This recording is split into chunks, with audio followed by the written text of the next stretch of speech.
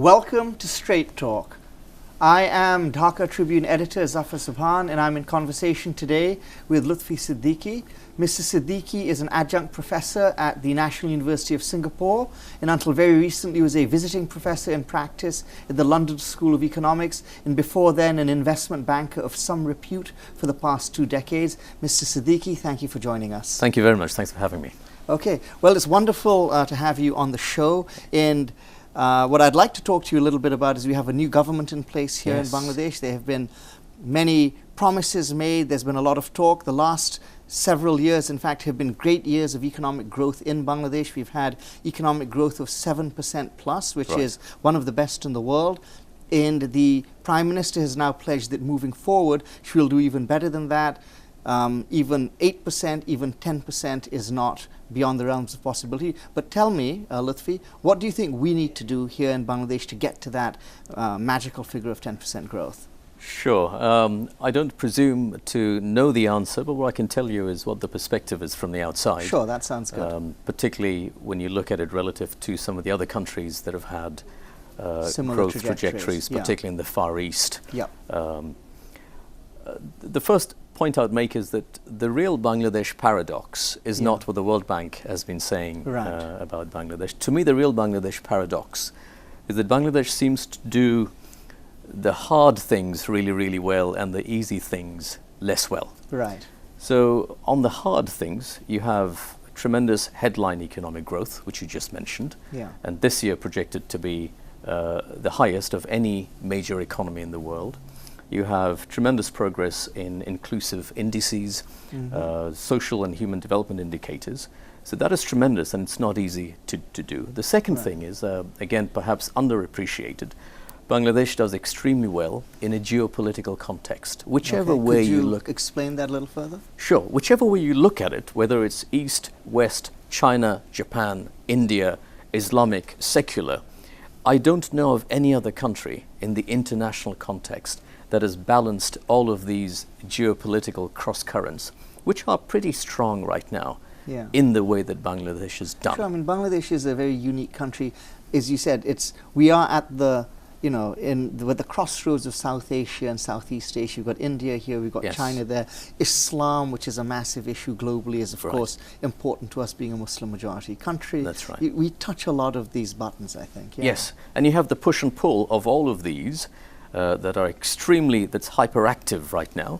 And to be in this place of constructive tension with virtually everybody, where you're courted by virtually everybody as a result of that, I think is a tremendous place to be in, which many other countries would love to have. So this is what I mean by getting the hard things done from us from the outside. Looks like quite easily. What I mean by getting the easy things less well done are 2 related issues. One is when it comes to attracting foreign direct investment. We seem to underperform our benchmark.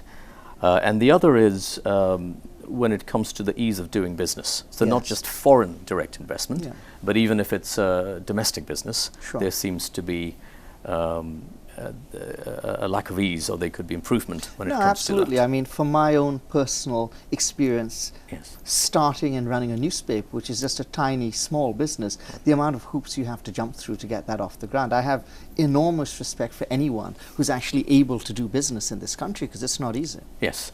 And so if you take those 2 as necessary conditions for getting to double-digit growth that we now want, we know the government wants, and everybody wants to support them in that aspiration, then you've got to deal with them one at a time. And there are 2 broad thrusts of action that need to be taken. One is to deal with perception, and the other is to deal with reality, because there's an issue of both on both sides. I think reality is not as bad as what the perception may be, and so there is a marketing, packaging, branding issue that can be done better. And then, of course, there are real issues on the ground that do need to be tackled. When it comes to, when we say attracting foreign direct investment, you almost need to go back to first principles as to what does it mean to be attracted to something or somebody. It's at the level of chemistry. It's not, I have the best tax rates, or my legislation allows you to do this. So it's not the CV of the person you want to marry. Right. It's whether you have a personal chemistry with the people. It's something intangible. It's a feeling. That's right. It's a feeling. And the metaphor for me, or the first point of that feeling, is how do I feel when I land at the airport? Right. And how do I feel when I'm trying to depart from the airport? So the airport is a massively influential... absolutely, it's the first thing you see when you come to the country. And I would also add to that is the drive from the airport to wherever it is you're wishing to go to, be it a hotel, be it your home. These have an incredible impact psychologically. Whenever I go to a new country, a large chunk of how I how I relate to it, how I imagine it, is based on these inputs. That's right. Yeah. So, and perhaps this is where it may not be felt as much. It may not be seen as being so important by business elites over here. Yeah. Some of them will say to me, "Look, we have a lot of issues, but why do you harp on about the airport? It's never an issue for us." And it's because we have a VIP culture, so everyone has a shortcut, and everyone has a way of navigating through it. And that is where I extend the metaphor. I think perhaps one of the reasons why you get good growth coming from domestic sources, but people still say it's not easy doing business, is that everyone has figured out a shortcut way of doing it, and which sometimes I believe gets in the way of improving processes. Which takes me to the second point. So there's perception, and if we can... and it seems to fix that, as you said, they're fairly not difficult. I won't say simple. Nothing is simple. Yes. But they're very doable. Yes. They're workable steps one can take. That's right. Yeah. And I mean, imagine if the airport was if we designated the airport as an EPZ, an export processing zone. Yeah. We would immediately get into the mindset of what we need to do to fix the airport experience. Yeah. But it needs to be seen as important. Again, before I go to the next thing that needs to be done, on the issue of chemistry and courtship and marketing, you go to these international forums, and you and I are both members of the World Economic Forum community. Right. I remember a prime minister hosting a reception at the evening of one of those conferences, and he had the chief ministers of 2 states from his country attending. So you walk in, the Prime Minister, the Finance Minister, they invite you into the reception. And within that, you have 2 stalls at 2 ends of the reception room, each one of them campaigning to bring investments to their particular state. Right. So there's a sense of positive competition going on, with the whole thing geared towards how can I make myself attracting? Where's the customer service in this mentality? And it's obviously that it's a very, very serious matter to them. Yes. They take it very seriously.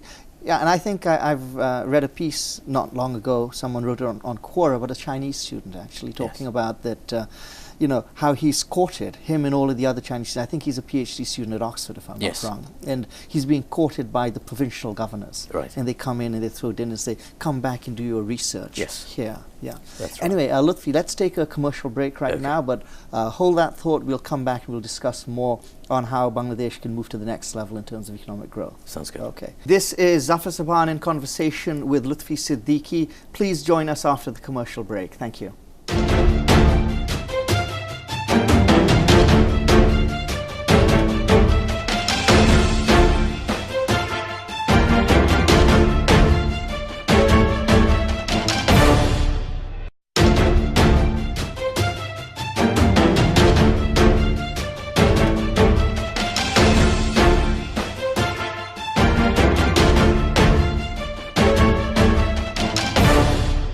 This is Zafar Sobhan in conversation with Lutfey Siddiqi on Straight Talk. Thank you for coming back. Lutfey, so I'm really interested in this idea you have that we in Bangladesh, we do, the hard things well, and we probably need to do a better job on things which should actually not be that difficult. That's right. It's not hard. I get invited to receptions by ambassadors of other countries. I'm on a distribution list that clearly is a mass email sent by an ambassador of another country in the region, which is a summary of foreign direct investments that have gone into that country in the previous 30 days. And it says, by the way, if you would like to know more, this is the number to call. So it's a relatively simple thing to do. It's a matter of appreciating that it is of value. The fact that branding, marketing, campaign, this is not just something the private sector does, but the government can do as well. And in this, members of the diaspora, professional members of the diaspora, you can practice with us. You can mess up with us and there's no consequences. But there's an eagerness from the diaspora to engage. And if you get it right, you can have the multiplier effect of each one of them, us, being ambassadors. How do we do that? Because of course you look at India, for instance, you look at some of the explosive growth that India has experienced over the last decades. A lot of it, and not just economic growth, in terms of the change in the mindset, has been driven by the non-resident Indian community. I know a lot of non-resident Bangladeshis, you are one of them, are very keen to engage more with Bangladesh. How do we make that happen? I think it needs a few iterations, but ideally it could start with a recognition that we value diaspora, not just as a group of people who send remittances over on a regular basis, which if you look at it, I think the vast majority of remittances are involuntary. These are people who need to send money home for their family to survive. If you had a separate criteria for how much voluntary remittance comes in for businesses, that's a different picture. The Commonwealth did a survey recently that I had an opportunity to take part in, and it shows that there is heightened levels of interest to send money to assist on a professional basis.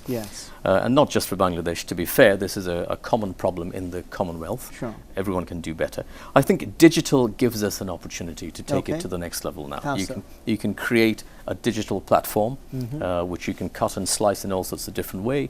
The database could be based on your professional expertise, your interests, whether you're looking to invest, whether you're looking to provide mentorship.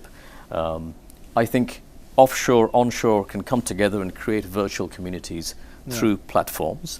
But to take a step back, I think if there is a signal from the top that says we value diaspora as a community, as a capital base, then you can deploy them for your double-digit growth target. But I should also say that diaspora need to do things differently as well. If we think that we're going to come here and tell people how to do things, which happens a lot, then that's not going to fly either. Not only is it not going to fly, it's also incorrect because, as I said, this is the place you come to learn how to do the hard things right. And what we're assisting with is the easy things. I was saying that there is a perception that needs to be changed, but there is, of course, the reality, and it's reflected in the ease of doing business rank. And here, I think what we need to do now is move from the area of policy and legislation to execution. Not just ask what it is that you will do. So I was very encouraged, for example, to hear the new finance minister mention recently, we would like the private sector to be the engine of economic growth and all of that. And there is very little with anything that is being said as what the government wants to do. The question is how. And how would you know whether you're doing it right or wrong as you go along so that you can course correct? So you set benchmarks. Set benchmarks, and these are at the activity level. So the civil service in Singapore many years ago used to have targets. How many foreign chief executives will you cold call and ask them to come and invest in my country? So execution and process need to be taken to the next level. The dashboard needs to be made clear. Digital Bangladesh, which is a tremendous success as an infrastructure process, it is a necessary condition for doing a lot of these things. But it only becomes a sufficient condition if digital becomes a mindset. So the digital mindset is that every time a file moves through a government process, in the same way that when I send a parcel through DHL, I can go online and track exactly where it is right now. Ideally, you'd like a DHL tracker for everything that's moving through the process. And in the same way that after I stay at a hotel, I can go to TripAdvisor and leave my feedback on how that experience was. We should have a TripAdvisor for services as well. And what you'll find is there is a bandwagon effect.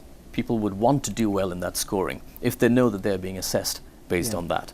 So a scoring mechanism for execution, having a service mentality, I think those will take us a long way. Okay.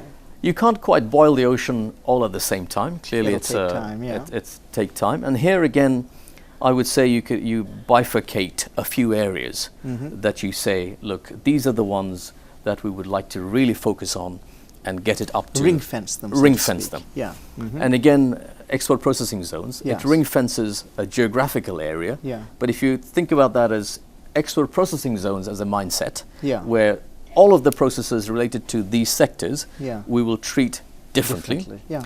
Or and to I think use that's happened very successfully in other countries, if I'm not wrong. Yes, and in Bangladesh it has happened with the cricket team. Yes. Right, you can't, I got vilified 12 years ago, I said, and rightly so. I remember I was at an event here and I said, how is it that we can't find a country that big as this? I can't find 11 players that can beat New Zealand in cricket, which has a population less than Dhanmondi over here. And considerably, I would suspect. Considerably. And of course now I'm eating my words because it's a tremendous success story. But if you think about what is it? How? Yes. So there is no hesitation in hiring the best coach. Do you ask whether that person is domestic or foreign or from this country or that? You go for the best person for the job. In other countries, when they select the chairman of the Securities Commission, for example, or chairman of the Board of Investment equivalent, they would advertise for the best person of the job.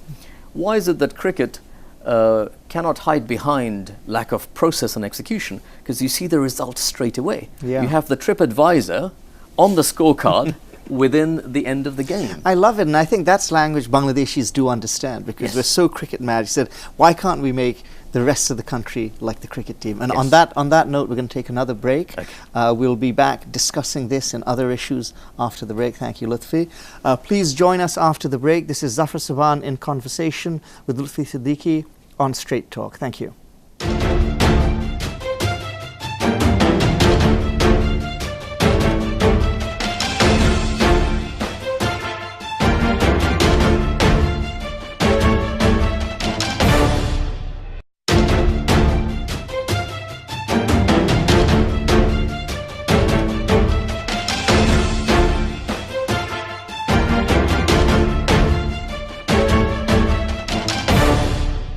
This is Zafar Sobhan in conversation with Lutfey Siddiqi on Straight Talk.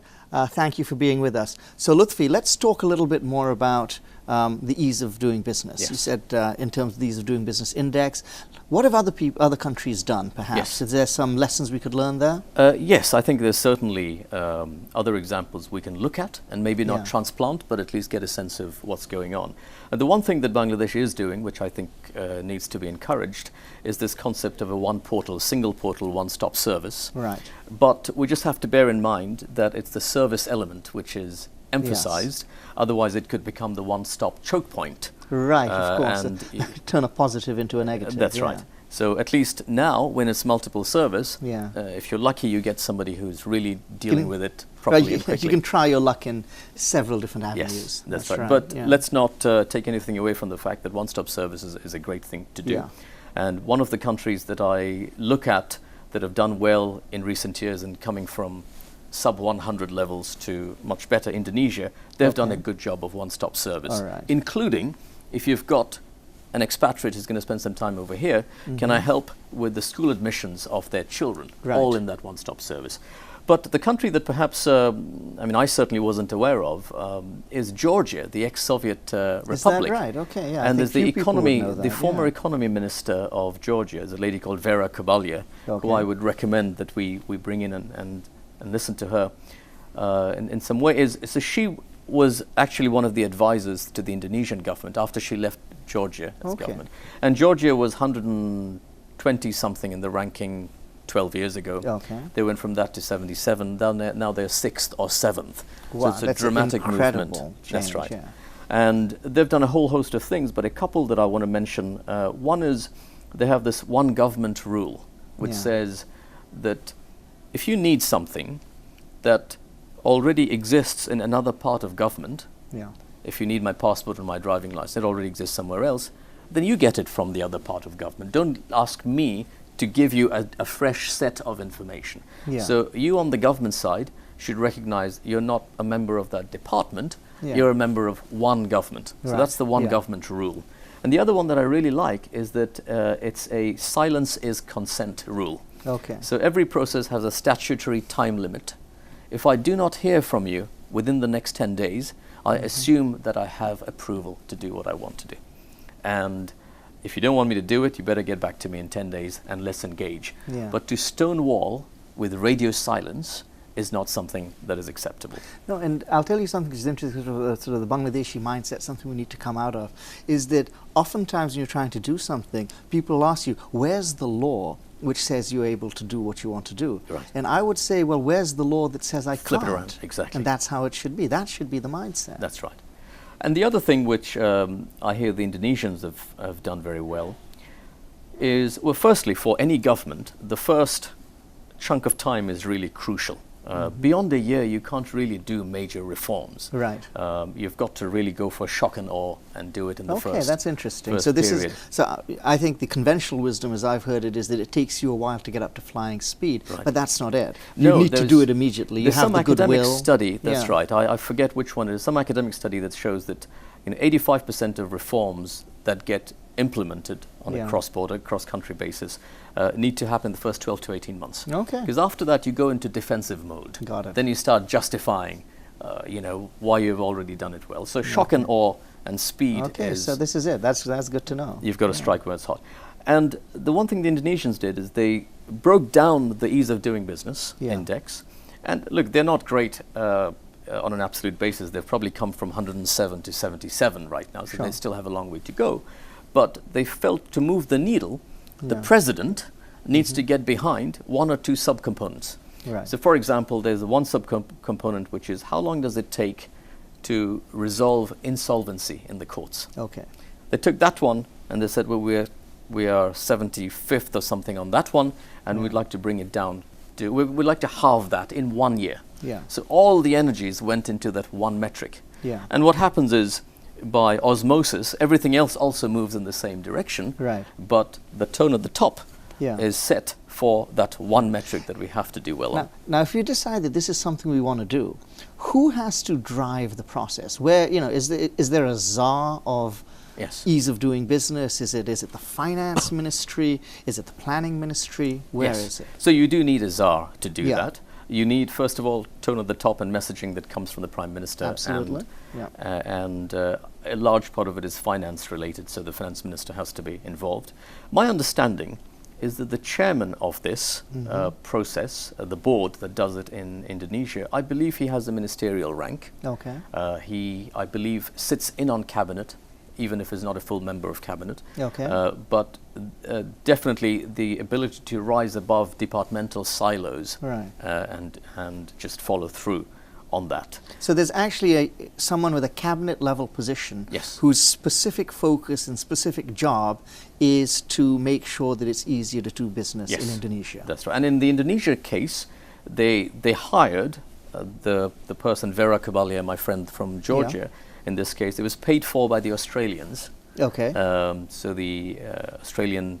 So was she the czar, or was she an advisor? She was the advisor to this. So it's entirely executed by domestic I would imagine people. That the czar But she was the equivalent of the cricket coach that was brought in from outside. Absolutely. To help with that. And then on the international front, they do tremendous work. I'll give you a quick example. I was at the World Bank Annual Summit. Not 2007, 2016 in DC.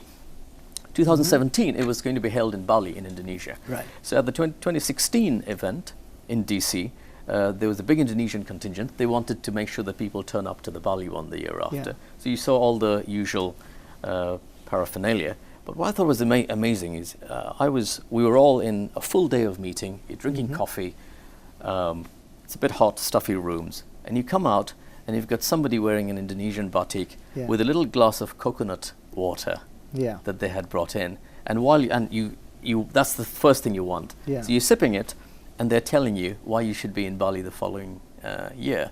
And they're very agile, very marketing based.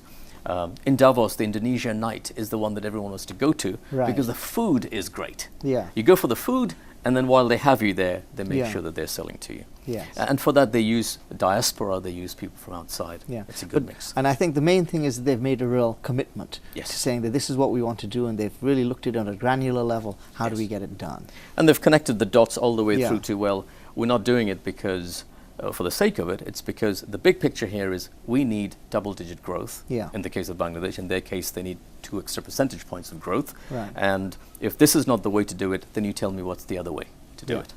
Okay, super. Well, thank you so much, Lutfi. I've really enjoyed this conversation. It's been a lot of food for thought for me, for our viewers as well, I'm sure, and I hope that other people in the policy-making establishment or the other people who think about these issues have been tuning in as well. Thank you so much for your time. Thank you. And thank you for tuning in. This is Zafar Sobhan. I've been in conversation with Lutfey Siddiqi, and I hope to see you again next week. Thank you very much.